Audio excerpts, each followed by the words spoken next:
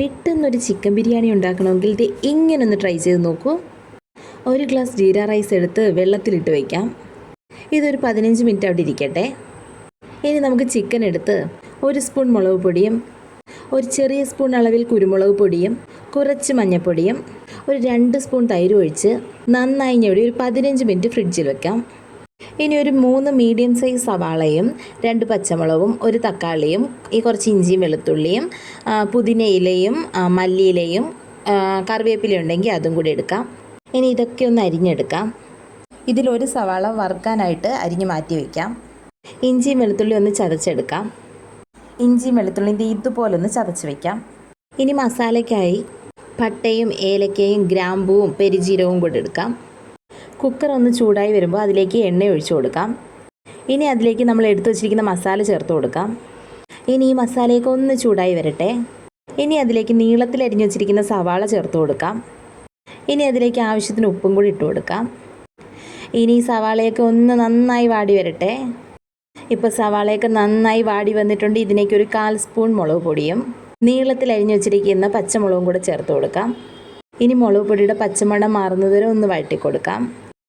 ഇനി അതിലേക്ക് ഫ്രിഡ്ജിൽ വച്ചിരിക്കുന്ന ചിക്കൻ എടുത്ത് ഇട്ട് കൊടുക്കാം. ഇനി ഏകദേശം ഒരു 10 മിനിറ്റ് വെയിറ്റ് ചെയ്യാം. ഇടയ്ക്ക് ഇതുപോലെ ഇളക്കി കൊടുക്കാം. ഇനി ഇതിലേക്ക് ചതച്ച് വച്ചിരിക്കുന്ന ഇഞ്ചിയും വെളുത്തുള്ളി പേസ്റ്റ് ചേർത്ത് കൊടുക്കാം. ഇനി ഒരു 2-3 മിനിറ്റ് ഒന്ന് ഇളക്കി കൊടുക്കാം. ഇനി ഇതിലേക്ക് കട്ട് ചെയ്ത് വെച്ചിരിക്കുന്ന തക്കാളി ചേർത്ത് കൊടുത്ത് ഇതിനെ ഒന്ന് നന്നായി വഴറ്റി കൊടുക്കാം. ഇനി ഇതിനെ ഒന്ന് മൂടി വെച്ച് വേവിച്ചെടുക്കാം. ആ തക്കാളിയൊക്കെ ഒന്ന് വെന്ത് വരട്ടെ. ഇപ്പോൾ തക്കാളിയൊക്കെ ഒന്ന് വെന്ത് വന്നിട്ടുണ്ട്. ഇനി ഇതിലേക്ക് കഴുകി ഊറ്റി വെച്ചിരിക്കുന്ന അരി ചേർത്ത് കൊടുക്കാം. ഇനി ഇതിനെ നന്നായി ഒന്ന് ഇളക്കി യോജിപ്പിച്ച് കൊടുക്കാം. ഇനി ഇതിലേക്ക് വെള്ളം ചേർത്ത് കൊടുക്കാം. ഞാനിവിടെ 1 ഗ്ലാസ് അരിയാണ് എടുത്തിരിക്കുന്നത്. അതുകൊണ്ട് തന്നെ 2 ഗ്ലാസ് വെള്ളമാണ് ചേർത്ത് കൊടുത്തിരിക്കുന്നത്.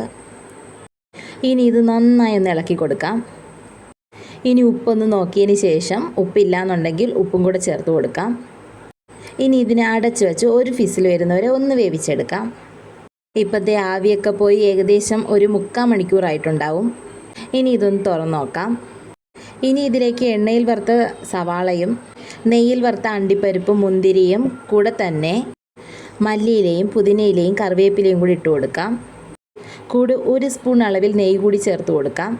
ഈ സമയത്ത് ബിരിയാണി എസൻസ് ഉണ്ടെങ്കിൽ അതുകൂടെ ആഡ് ചെയ്യാം. ഇനി ഇതിനെ ഒരു 1/2 മണിക്കൂർ കൂടി ഒന്ന് അടച്ച് മാറ്റി വെച്ചേക്കാം. ഇപ്പോൾ നമ്മുടെ ബിരിയാണിയൊക്കെ നന്നായി വെന്ത് വന്നിട്ടുണ്ട്. ഇത്രയേ ഉള്ളൂ. എല്ലാവരും ഒന്ന് ട്രൈ ചെയ്ത് നോക്കേ. അപ്പോൾ ശരി, പിന്നെ കാണാം.